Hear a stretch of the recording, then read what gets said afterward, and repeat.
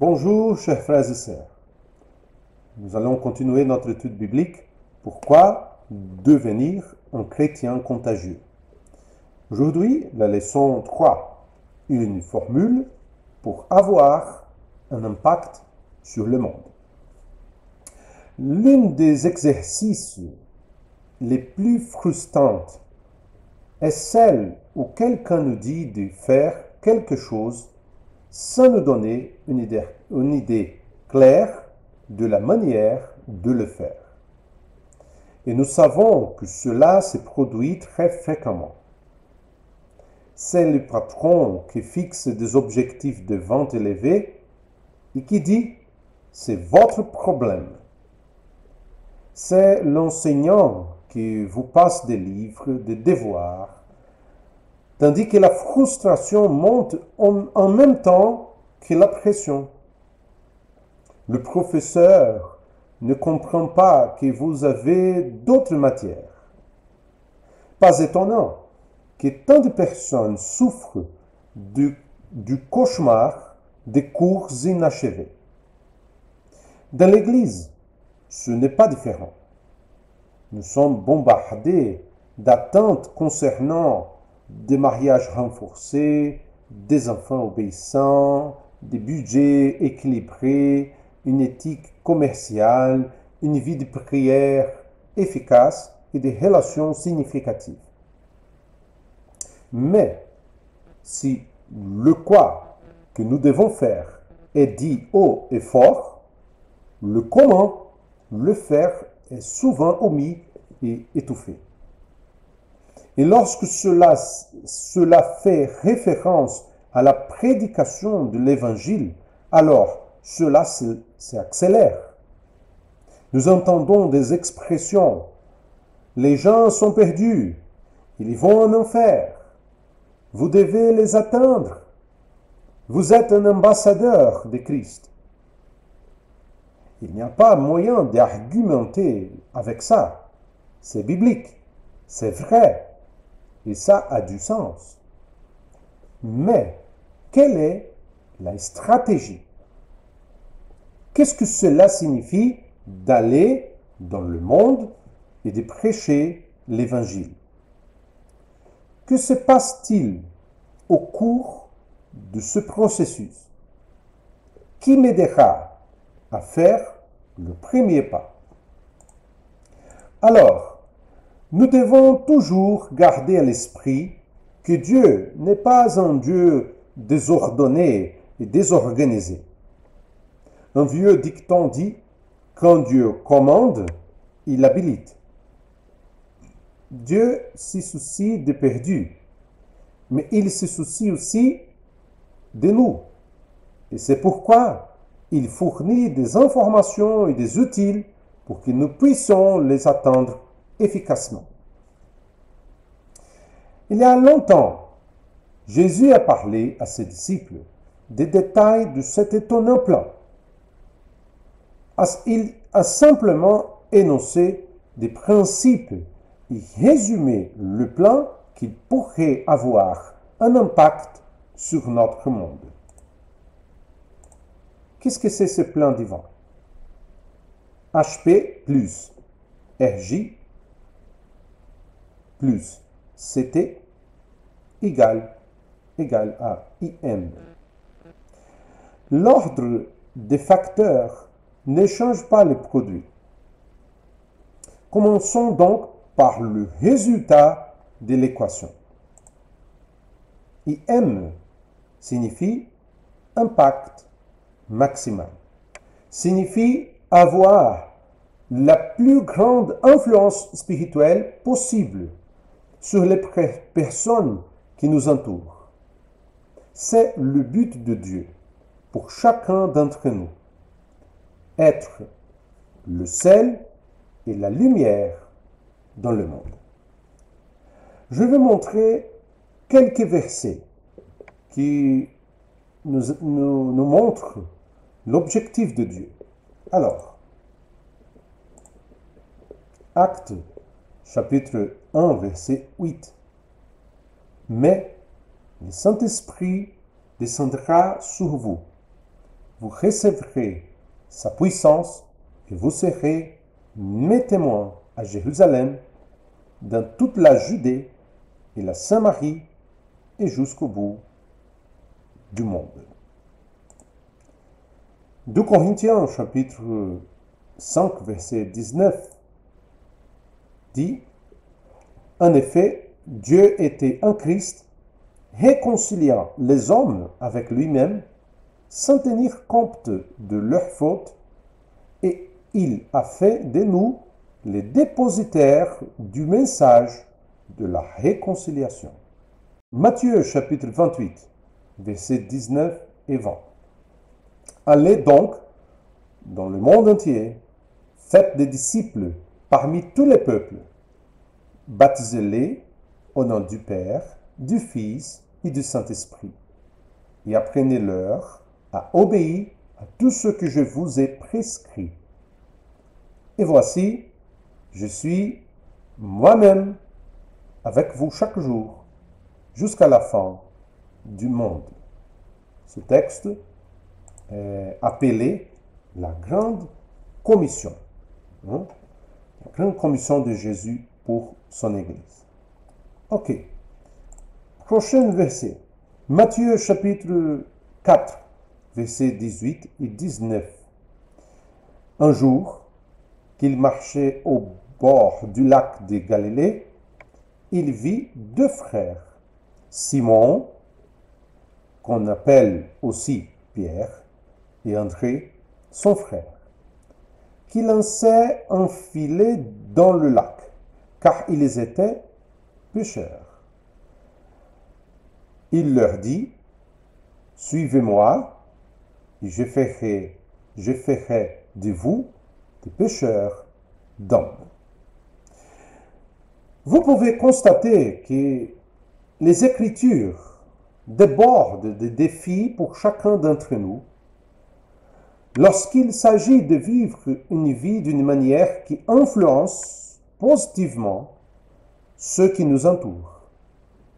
Cependant, avant de comprendre les autres parties qui composent notre formule, il est nécessaire d'examiner sa source. Elle découle de deux éléments que Jésus a utilisés comme illustration: sel et lumière. Dans la plus grande prédication de l'histoire, Jésus a dit: vous êtes le sel de la terre, vous êtes la lumière du monde. Alors, je vous invite à regarder une nouvelle vision du sel. Examinons le premier élément. Pourquoi Jésus a-t-il utilisé une métaphore comme le sel? Que fait le sel? Le sel est aujourd'hui un sujet de préoccupation car il provoque une hypertension artérielle. Mais il est important que nous examinions et analysons le sel et sa première utilisation dans l'histoire. La première chose qui vient à l'esprit est que le sel provoque la soif. Certains disent que c'est pour cela que dans les bars et restaurants, on sert des snacks salés pour augmenter la consommation de boissons. Je ne sais pas si c'est vrai. Mais le sel a une autre fonction. Il donne du goût aux choses. Lorsque nous mangeons quelque chose dont le goût est un peu insipide, notre tendance est que notre main va à la salière pour améliorer le goût. C'est presque automatique. Mais le sel préserve également. Nous ne l'utilisons plus à cette fin, mais avant l'invention du réfrigérateur, le sel était utilisé pour empêcher la détérioration des aliments. Certaines viandes pouvaient être conservées pendant de longues périodes si elles étaient soigneusement couvertes de sel.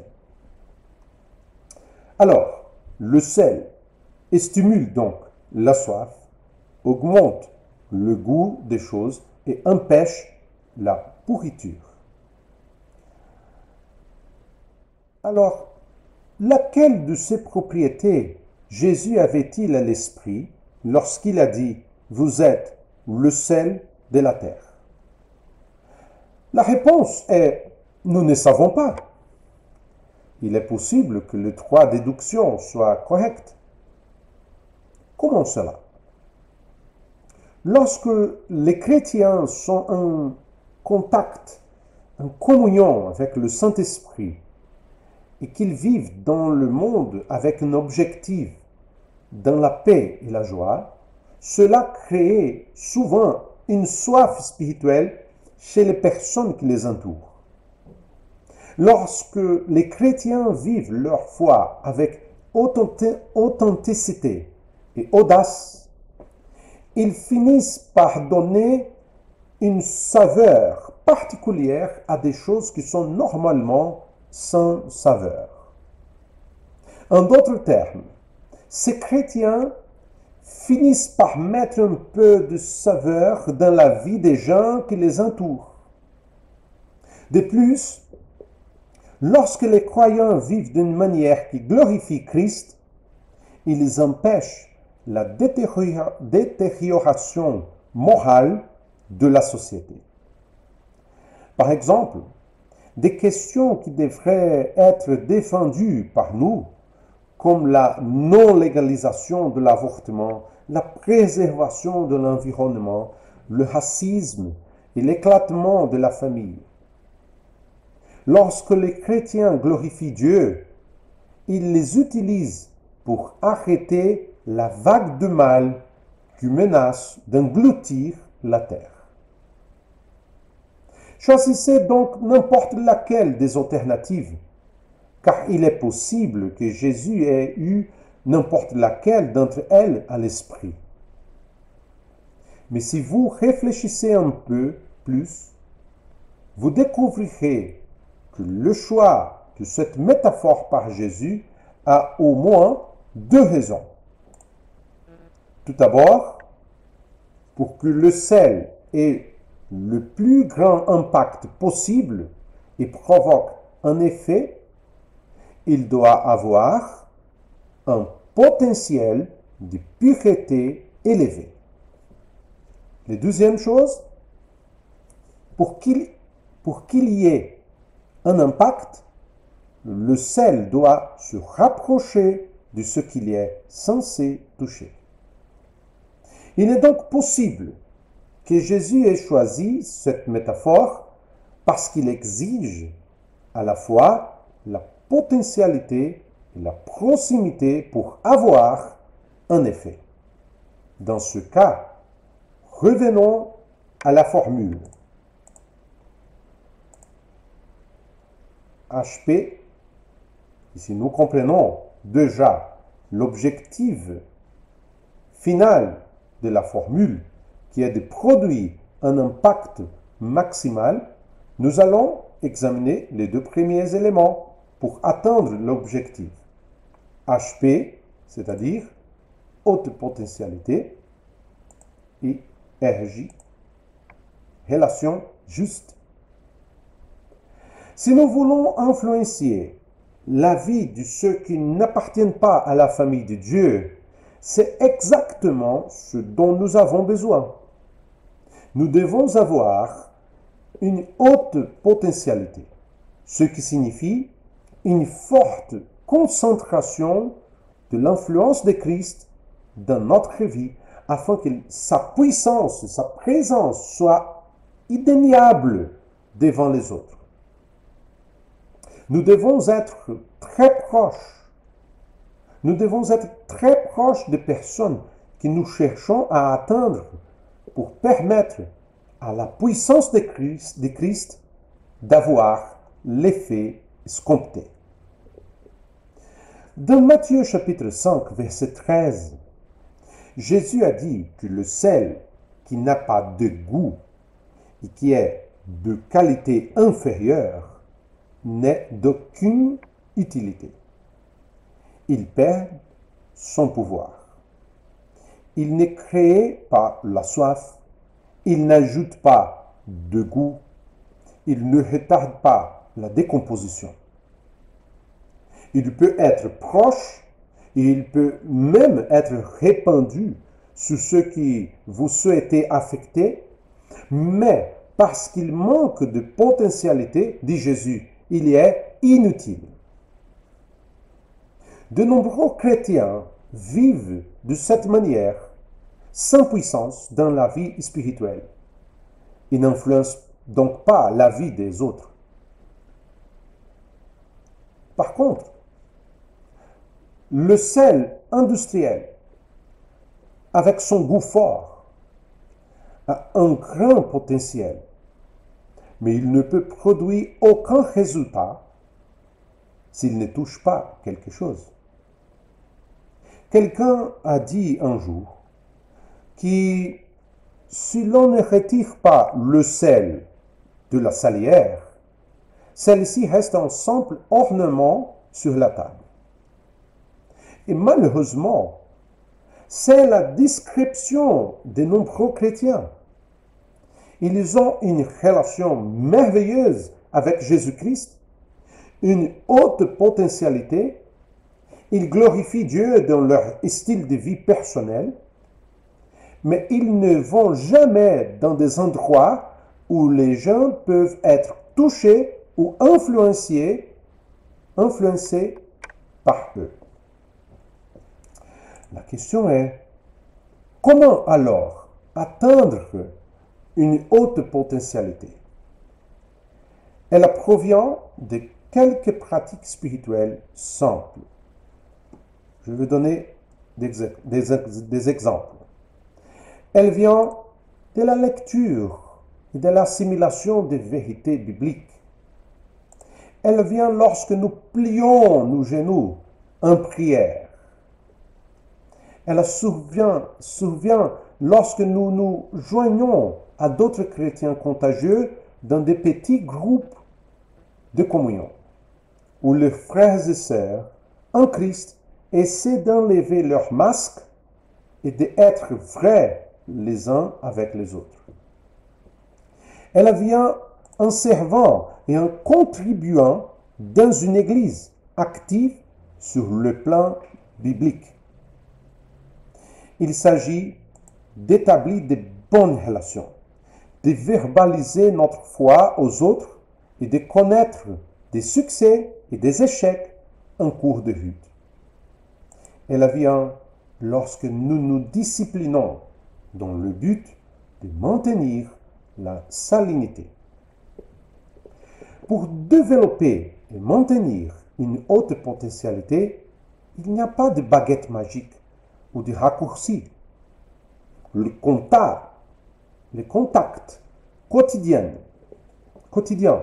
avec Dieu et sa parole nous rend ouverts à la direction du Saint-Esprit, désireux d'influencer les gens en dehors de notre cercle familial, affectueux et tendre envers Dieu et les autres, et à l'écoute de ce qui est vraiment important. Alors, et la lumière? Dans Matthieu chapitre 5, verset 14, Jésus dit, « Vous êtes la lumière du monde. » La réponse de base est que la lumière rend les choses visibles et nous aide à les voir telles qu'elles sont réellement. Lorsque nous examinons l'emploi biblique de la lumière, l'idée centrale qui ressort est de présenter la vérité de Dieu aux autres d'une manière claire et attractive, en l'éclairant pour la montrer telle qu'elle est vraiment. Je vous invite à accompagner le texte 2 Corinthiens chapitre 4, versets 5 et 6. Ce n'est pas nous-mêmes que nous mettons en avant dans notre prédication. C'est le Seigneur Jésus-Christ. Nous-mêmes, nous sommes vos serviteurs à cause de Jésus. En effet, le même Dieu qui, un jour, a dit que la lumière brille du sang des ténèbres, a lui-même prié dans notre cœur pour y faire resplendir la connaissance de la gloire de Dieu qui rayonne du visage de Jésus-Christ. Voyez-vous le lien entre l'éclairage et la transmission d'informations du message de l'Évangile? C'est ce que Jésus voulait que les disciples comprennent.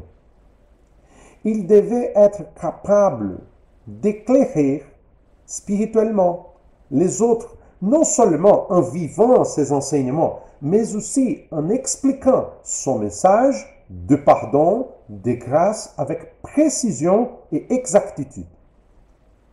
C'est ça, être la lumière. Ainsi, dans notre équation, la composante finale pour avoir un impact maximal sur les autres est la CT.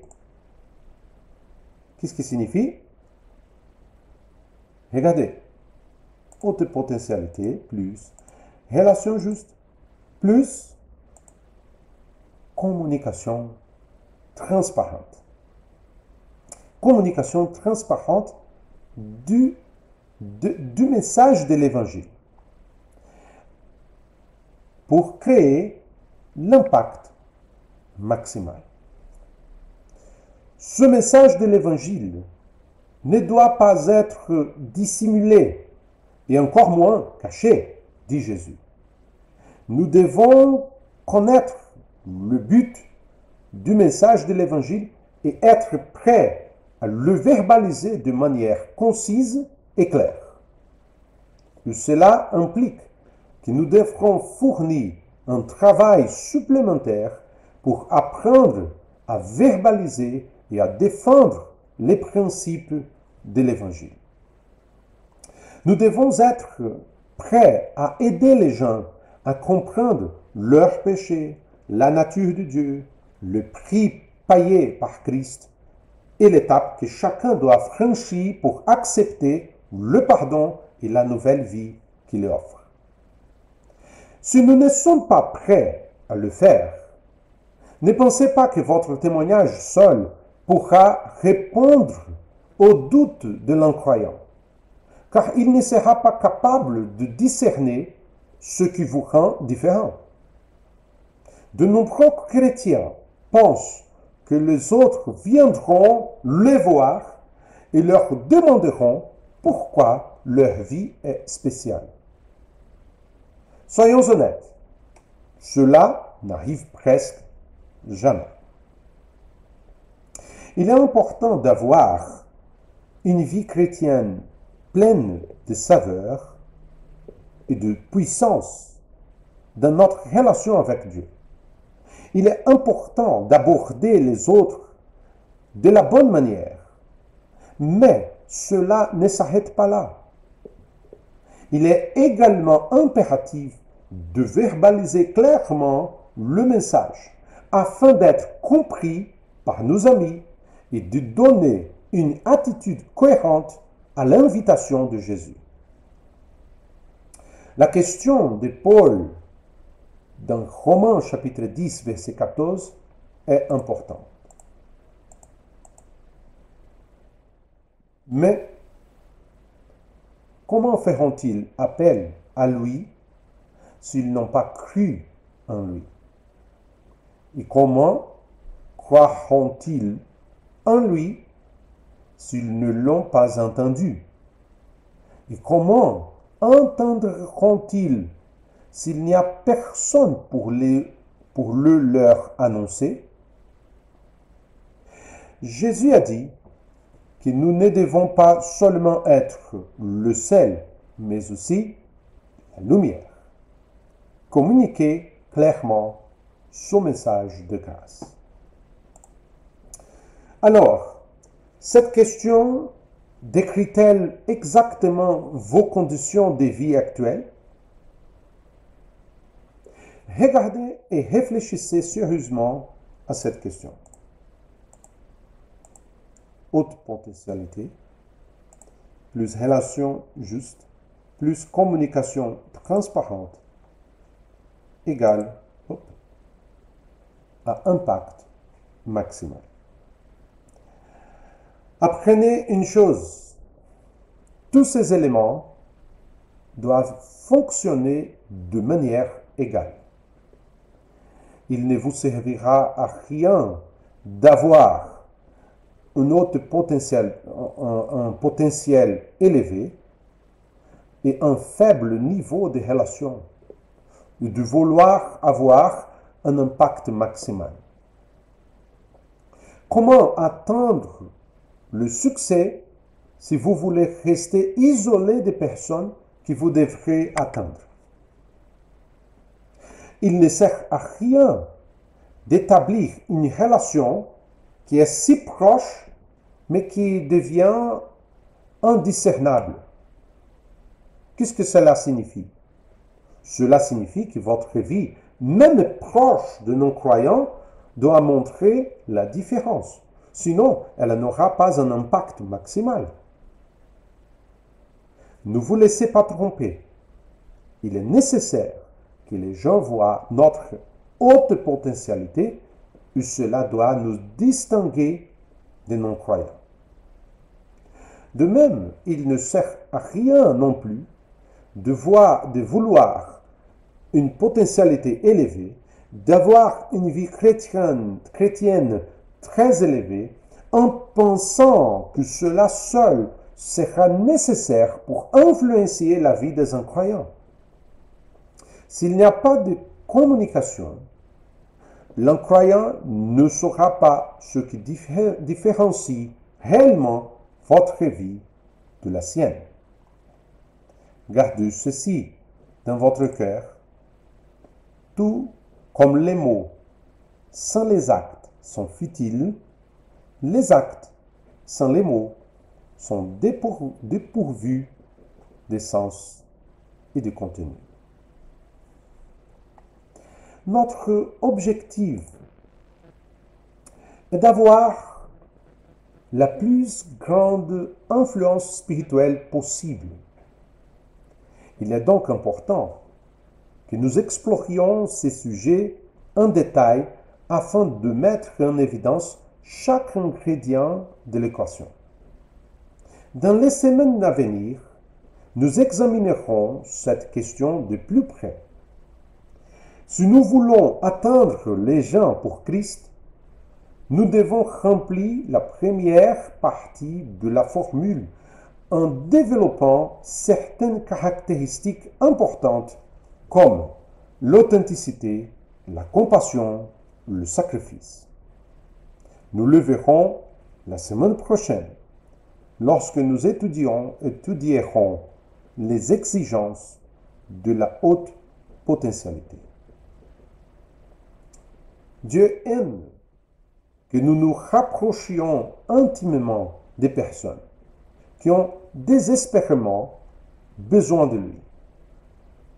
Il aime que nous prenions des risques dans nos conversations et que nous passions des questions mondaines au sujet qui comptent vraiment. Dieu aime utiliser des chrétiens ordinaires comme vous et moi pour atteindre spirituellement d'autres personnes autour de nous.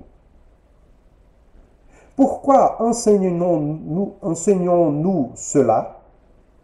Parce que Osée chapitre 4 verset 6 dit que les gens sont détruits par manque de connaissance. Dans Actes chapitre 8 verset 31, on parle de l'eunuque qui, lisant l'Écriture, dit à Philippe: comment le pourrais-je, répondit-il, si je n'ai personne pour me l'expliquer? Regardez bien, si je n'ai personne pour me l'expliquer. Dieu nous a donné, à vous et à moi, l'obligation de clarifier son message aux gens du monde entier. C'est pourquoi nous étudions et enseignons ce sujet, pour que vous puissiez être plus qu'un membre d'une église, afin que vous puissiez être un puissant instrument de Dieu pour changer la vie des gens et des familles pour toute l'éternité. Lorsque Jésus a parlé sur la montagne, lors de cette prédication, il nous a donné la formule pour changer le monde. Il implique deux personnes, un chrétien avec du sel et quelqu'un qui a besoin d'avoir la foi dans un dialogue sur des choses qui comptent vraiment.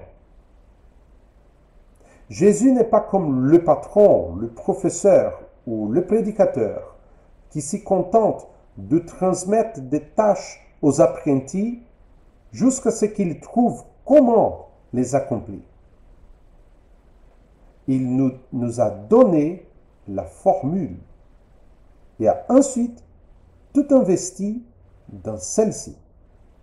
Lorsque Jésus a dit « Vous êtes le sel de la terre, vous êtes la lumière du monde », il parlait de vous. Merci pour votre présence à cette étude biblique. Que Dieu vous bénisse et à la prochaine.